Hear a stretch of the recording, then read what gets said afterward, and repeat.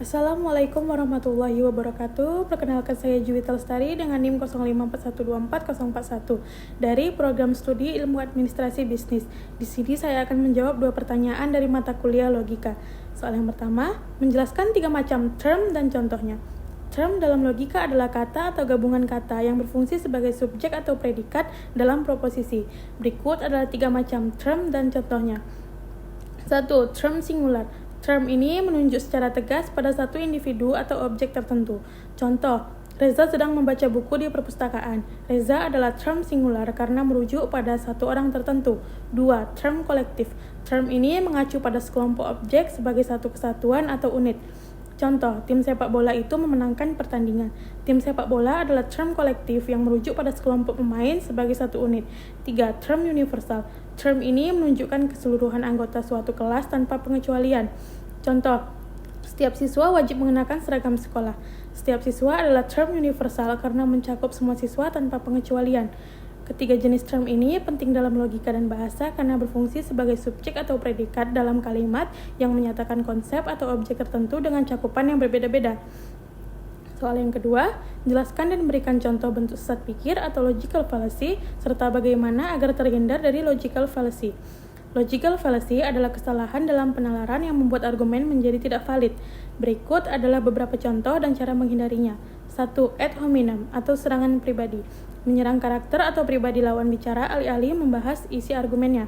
Contoh, pendapatmu tidak valid karena kamu masih mahasiswa. 2. Strawman atau manusia jerami. Menyederhanakan atau memutarbalikkan argumen lawan agar mudah diserang. Contoh, seseorang berkata, kamu tidak suka pembangunan berarti kamu anti kemajuan, padahal yang dibahas adalah dampak lingkungan pembangunan. 3. False dilema atau dikotomi palsu.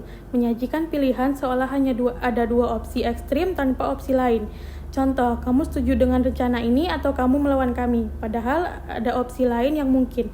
4. Circular reasoning atau penalaran melingkar. Argumen yang berputar-putar tanpa bukti baru. Misalnya, ini benar karena sudah tertulis di buku dan buku itu benar karena isinya benar. 5. Post hoc atau sebab akibat palsu. Menganggap suatu kejadian menyebabkan kejadian lain hanya karena terjadi berurutan. Contoh, setiap kali saya membawa payung, hujan turun. Jadi, membawa payung menyebabkan hujan. Cara menghindari logical fallacy. 1. Pelajari berbagai jenis logical fallacy agar bisa mengenali dan menghindarinya saat berargumen. 2. Evaluasi argumen secara kritis dengan meninjau bukti dan logika yang digunakan. Jangan terjebak emosi. 3. Gunakan bukti yang kuat dan relevan untuk mendukung argumen. Hindari pemilihan bukti yang hanya mendukung pendapat sendiri. 4. Berpikir kritis dan terbuka terhadap pendapat lain. Lakukan cross-check untuk memastikan keruntutan argumen. 5. Jaga emosi saat berdiskusi, karena emosi yang berlebihan bisa memicu penggunaan sesat pikir. Dengan mengenali bentuk-bentuk sesat pikir dan menerapkan cara-cara tersebut, kita dapat membangun argumen yang lebih logis dan rasional serta menghindari kesalahan penalaran yang menyesatkan. Demikian jawaban dari saya akhiri. Wassalamualaikum warahmatullahi wabarakatuh.